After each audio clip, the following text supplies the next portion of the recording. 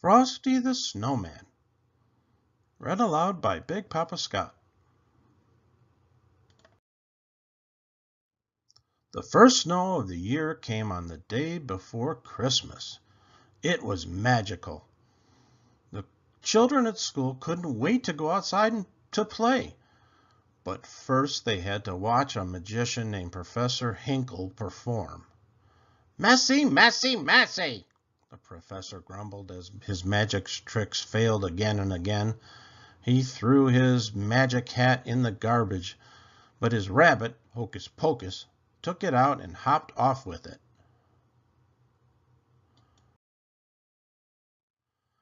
Ring! The bell rang, and the school day was over. The children raced outside. A little girl named Karen helped her friends make a snowman. The children gave the snowman a corncob pipe and a button nose and 2 eyes made of coal. Now all the snowman needed was a name. "How about Frosty?" Karen suggested. It was the perfect name. The children laughed and danced and sang around their new friend, Frosty the Snowman. Meanwhile, Professor Hinkle was chasing Hocus Pocus, who still had the magic hat. The professor reached for the hat, but suddenly a gust of wind blew the hat on top of Frosty's head. "Happy birthday!" Frosty said, opening his eyes and smiling. The children were delighted. Their snowman had come to life. "It must be the hat," Karen said. "It must be magic." Professor Hinkle was amazed. Now he really wanted his hat back. "But it made Frosty come to life," Karen said.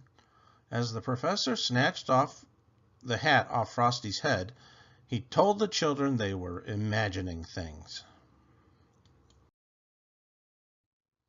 Luckily, Hocus Pocus was able to switch the hat with a wreath. The little rabbit quickly hopped to the children.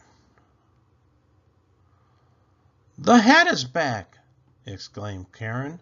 "Let's see if Frosty will come to life again." She placed the hat on Frosty's head. "Happy birthday!" Frosty said again.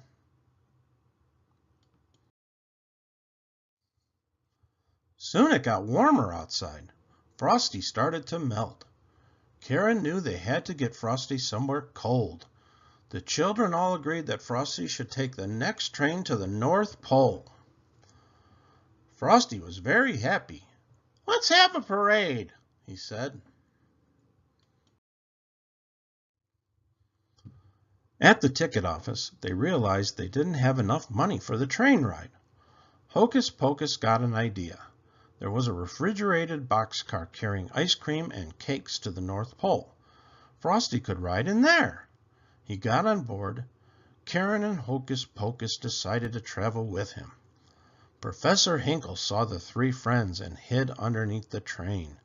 He wanted that hat back. The boxcar was perfect for Frosty, but it was much too cold for Karen.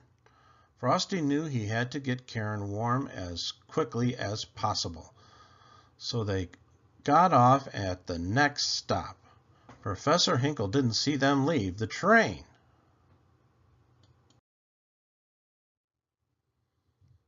"We've got to get Karen warmed up or she'll freeze," Frosty said to Hocus Pocus. They came upon a small clearing where the forest animals were getting ready for Santa. Hocus told the animals about Karen, and the animals made a fire for her. Suddenly, Professor Hinkle appeared. "Give me back my hat!" he exclaimed.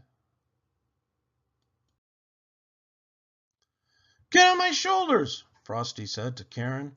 Frosty was the fastest belly whopper in the world. Karen hopped on, and they quickly slid down the hill past Professor Hinkle.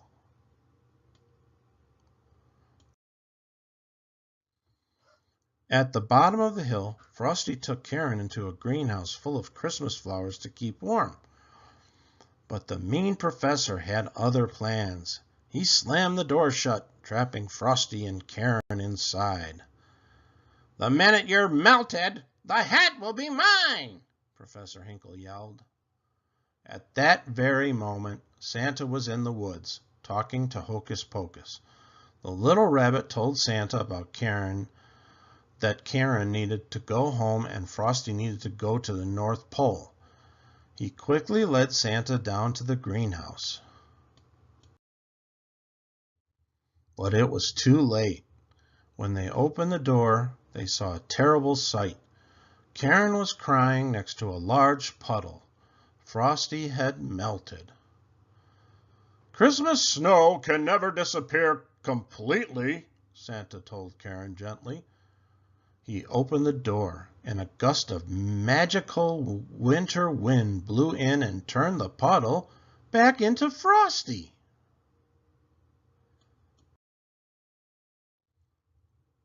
Professor Hinkle tried to take the magic hat back, but Santa told him that if he did, he would never get any more Christmas presents.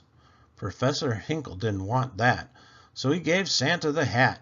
Santa placed the magical hat on Frosty. "Happy birthday!" Frosty said once again. Karen was so happy that Frosty was alive.